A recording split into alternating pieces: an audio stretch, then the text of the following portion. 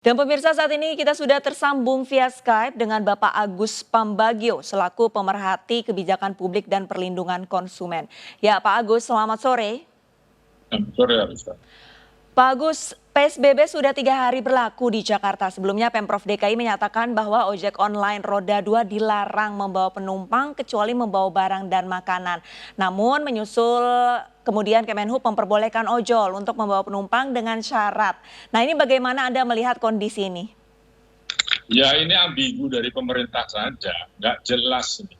Sekarang saya mau tanya, kita mengatur itu untuk mengurangi jumlah penderita COVID atau untuk urusan ekonomi. Saya katakan bahwa kita ini serius untuk menanggulangi soal konflik. Soal ekonomi itu soal urusan pemerintah.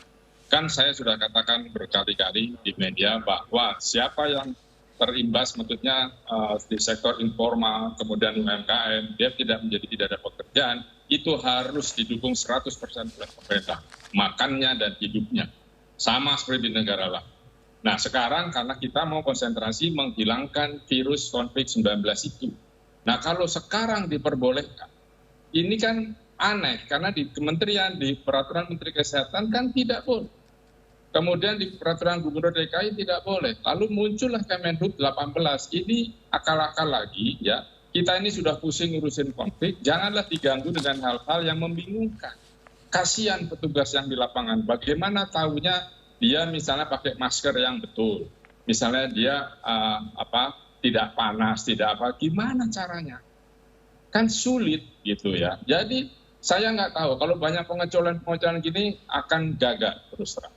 Karena kita niatnya adalah mengurangi jumlah penderita COVID. Kalau seperti ini keputusan Menteri Perhubungan, saya pikir sudahlah percuma nggak usah diatur, suruh aja naik semua mobil juga, tidak usah 3 orang, tidak usah 4 orang, campur saja. Karena concernnya adalah ekonomi. Ekonomi itu nanti, tinggalkan dulu urusan ekonomi, tapi kita bereskan dulu sakitnya ini. Nah, putusan ambigu dari Menteri Perhubungan ini yang buat saya tanda tanya besar. Sebetulnya pemerintah mau apa? Pak Agus, ini seringkali kita melihat aturan yang dikeluarkan pemerintah ini berujung blunder, berlawanan satu sama lainnya. Ini bagaimana Anda melihat kondisi seperti ini, Pak? Ya gini, karena pembuat kebijakan itu pemerintah sering dipengaruhi oleh pihak-pihak. Yang roda 2 ini kan sudah dari awal saya katakan bahwa ini adalah tidak ilegal karena tidak diatur oleh program. Tapi demi politik kan lalu dijadikan, dipaksalah ini diatur. Nah sekarang ketika ini sulit, ya operator aplikatornya menanggung lah. Karena dia kan sudah menikmati juga. Jangan semuanya diserahkan pemerintah. Kenapa yang lain tidak diurus? Misalnya supir angkot, misalnya ojek pangkalan, misalnya supir bajai. Kok dibedakan oleh pemerintah? Nah sekali lagi munculnya Permenhub nomor 18 2020 ini menurut saya membuat semua orang bingung dan saya berkesimpulan sudahlah nggak usah diatur saja kalau mau masing-masing sendiri. Setiap kementerian akan punya sendiri.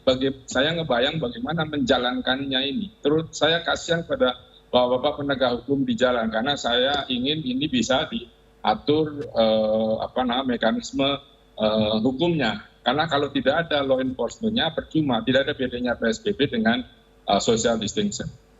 Pak Gus, kita juga tidak bisa mengesampingkan nasib ojol ini sebelumnya dilarang, tapi tidak ada subsidi, seolah dibiarkan. Nah, ya ini harus dikasih subsidi, pemerintah harus memberikan subsidi, makan 3 kali sehari diberikan dong. Bagaimana caranya? Ya silakan, kan uangnya harus ada.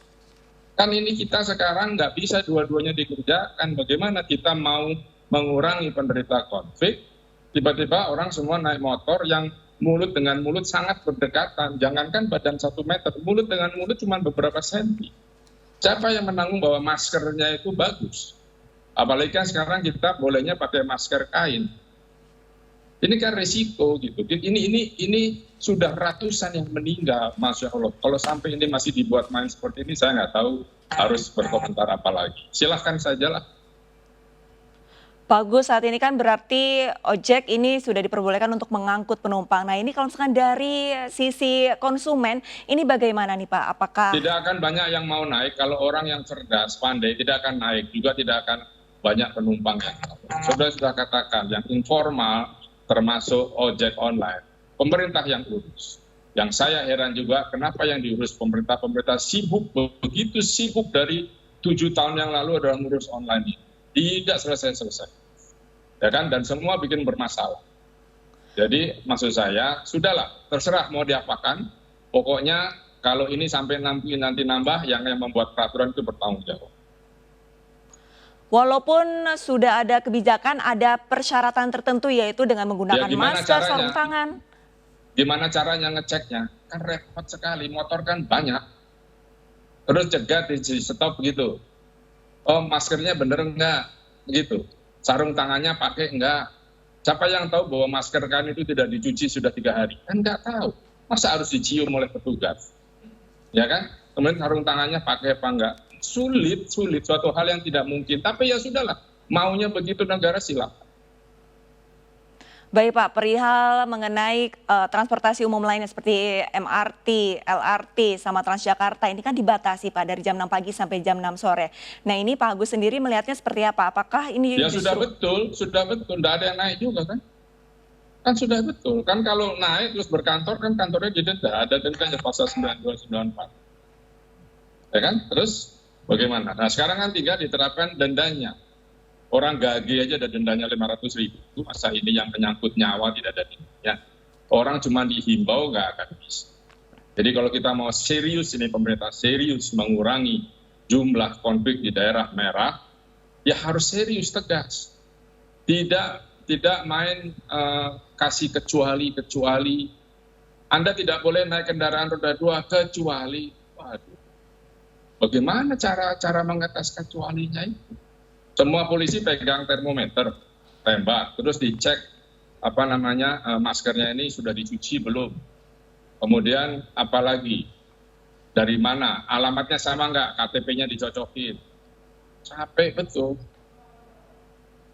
Pak Agus, sementara itu sebenarnya untuk sosialisasi ataupun pemberitahuan kepada masyarakat lebih efektif agar menjaga physical distancing ini seperti apa? Karena kita sudah 3 hari menjalankan PSBB namun masih saja ini masyarakat melanggar aturan PSBB ini sendiri Pak. Misalnya gimana? Masih banyak orang yang tidak menggunakan masker salah satunya. Lalu juga ada penumpang yang tetap naik motor seperti itu. Nah ini seperti apa Pak? Penyuluhannya yang efektif? Udah nggak perlu penyuluhan Mbak, sudah berbulan-bulan. Langsung saja terapkan hukumnya. Kan sudah tahu, sudah diberitahu. Ya sekarang terus lagi kasih tahu. Katakan oke lah 3 hari ini sosialisasi. Ini tidak bisa seperti biasa. Ini sudah urgent sekali, genting dan harus dikerjakan cepat. Segera terapkan pasal hukuman, denda. Sudah selesai. Orang kalau sudah didenda, ya orang saya katakan tadi, gaji aja itu 500.000. Masa ini mau minimal 500.000? Bikin saja 1 juta. Oh ini orang lagi miskin. Makanya jangan bergerak, di rumah lah. Kan kalau bergerak ya risikonya Anda harus bayar denda. Sebetulnya maunya gimana sih? Saya nggak tahu. Maunya pemerintah, maunya publik, atau maunya siapa itu mau gimana? Ini sudah merebak, sudah. Data yang sekarang dirilis oleh pemerintah pun saya ragukan itu jumlahnya. Pasti sudah jauh lebih besar. Berarti Pak salah satu solusinya ini adalah benar-benar memberikan sanksi yang tegas seperti itu bukan Pak? Iya kalau nggak usah PSBB, sudah aja tetap social distancing. Ya kan? Atau sama sekali nggak usah diatur, silakan aja Anda pesta-pesta, kumpul-kumpul, minum kopi cantik dan sebagainya silakan. Karena tidak mau diatur kita ini, makanya supaya mau diatur dikasih hukuman. Udah mutlak itu, tidak ada tawar-menawar. Kalau nanti Anda tanyakan, tapi kalau begini bagaimana? Tapi kalau itu bagaimana? Ya enggak usah diatur aja. Baik, terima kasih banyak ke Pak Agus atas waktunya bersama kami di Indonesia Petang. Tetap jaga kesehatan Pak.